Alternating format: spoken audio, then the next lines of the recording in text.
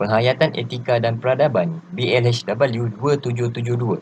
Assalamualaikum dan salam sejahtera saya ucapkan kepada pensyarah iaitu Dr. Syarul Anwar dan juga rakan-rakan yang lain. Kami dari Kumpulan 2 ingin membentangkan tajuk kajian kami iaitu Etika dalam Perspektif Agama dan Kepercayaan.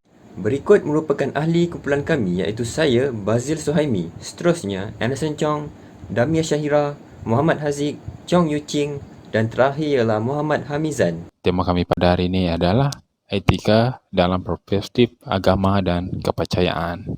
Sedikit latar belakang tentang Malaysia adalah dia mempunyai pelbagaian dari segi agama, kepercayaan, bangsa, budaya, tradisi, pakaian, makanan dan pelbagai lagi. Dalam kajian ini, kami akan cuba merungkai etika dalam perspektif agama dan kepercayaan dalam pelbagai cara dan juga kaedah yang digunakan pakai.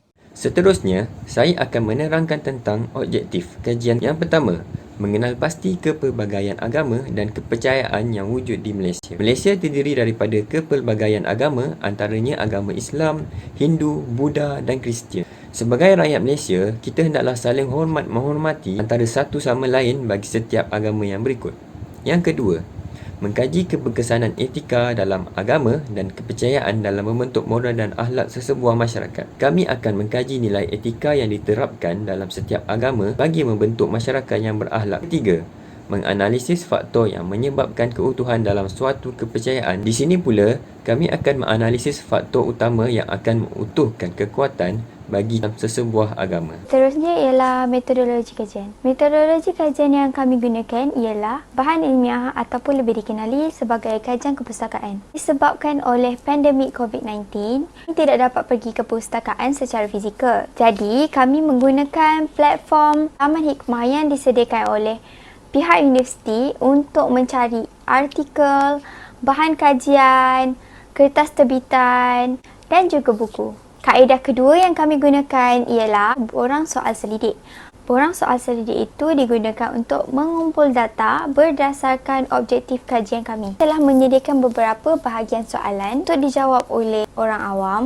Saya akan menerangkan tentang dapatan kajian. Pada bahagian A, terdapat data tentang latar belakang responden. Di sini terdapat 96% daripada lingkungan 20 hingga 30 tahun yang menjadi responden kami.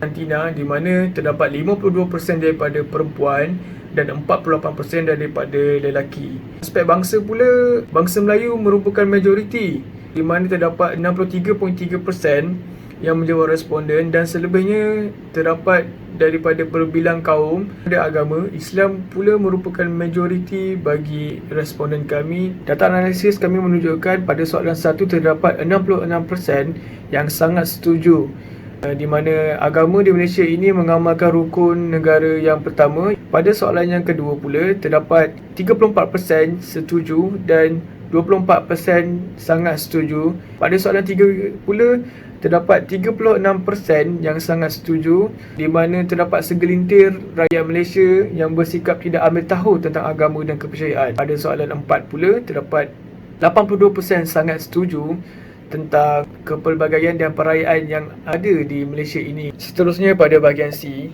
data kami menunjukkan pada soalan 1 terdapat 98% yang beranggapan ya. Terdapat segelintir masyarakat yang mementingkan kepercayaan dan kaum sendiri sahaja. Pada soalan 2 pula terdapat 98% mengatakan ya dan 10% mengatakan tidak. Pada soalan nombor 3 pula terdapat 100% mengatakan ya tentang segelintir masyarakat yang tidak memahami berkenaan isu-isu sensitif dalam agama ini. Dan pada soalan 4 pula terdapat 88% mengatakan tidak dan 12% mengatakan ya. Pada bahagian yang terakhir iaitu bahagian D. Pada soalan 1 terdapat 100% mengatakan ya, bersetuju sekiranya sikap saling hormat menghormati ini dapat meningkatkan lagi keharmonian sesebuah kepercayaan. Pada soalan kedua terdapat 72% mengatakan tidak dan 28% mengatakan ya.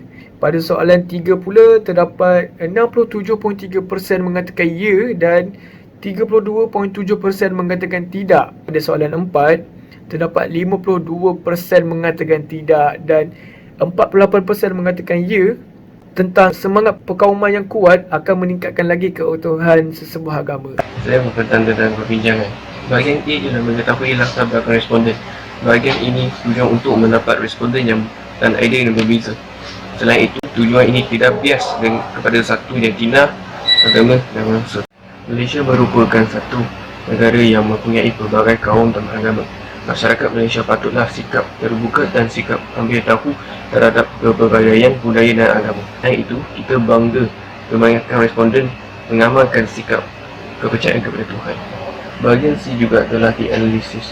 Kebanyakan responden mementingkan kepercayaan dan kaum sendiri sahaja dan tidak memahami isu sensitiviti dalam setiap negara. Peristiwa 13 Mei yang terbahas sebagai sejarah utama negara telah mencatatkan 196 orang kehilangan nyawa.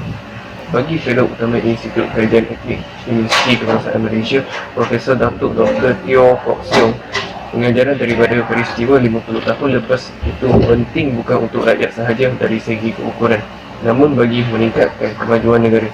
Jadi kita perlulah memahami agama dan kaum lain untuk membina satu negara yang lebih maju dan harmonis. Dalam bahagian D, menganalisasi faktor yang menyebabkan keutuhan dalam sesuatu kepercayaan telah dianalisis. Rukun negara telah mengedarkan kita pentingnya agama dan kepercayaan kepada Tuhan dalam kehidupan manusia. Kepribadian diri seseorang, sesuatu bangsa serta negara boleh diruntuhkan jika agama diketepikan.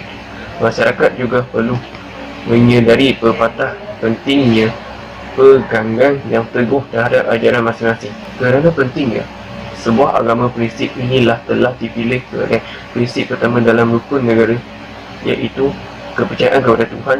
Assalamualaikum warahmatullahi wabarakatuh. Kali ini saya ingin membentangkan berkenaan cadangan bagi sebuah etika dari aspek agama dan kepercayaan. Yang pertamanya, setiap manusia perlu lebih berhati-hati dengan tidak bersangka buruk terhadap orang lain. Ini adalah supaya sikap penting diri dapat dielakkan. Dan yang kedua ialah setiap masyarakat perlulah bergaul walaupun berlainan agama dengan menghadiri majlis perayaan. Seterusnya ialah kesimpulan. Secara kesimpulan, kami dapat mengenal pasti setiap agama dan kepercayaan ada di Malaysia seperti Cina, Melayu, India. Seterusnya, kami dapat mengkaji tahap keberkesanan etika dari aspek agama dan kepercayaan kerana agama merupakan elemen penting untuk diterapkan di dalam etika. Hari sekali, kami dapat analisa faktor-faktor yang menyebabkan keutuhan dalam suatu kepercayaan.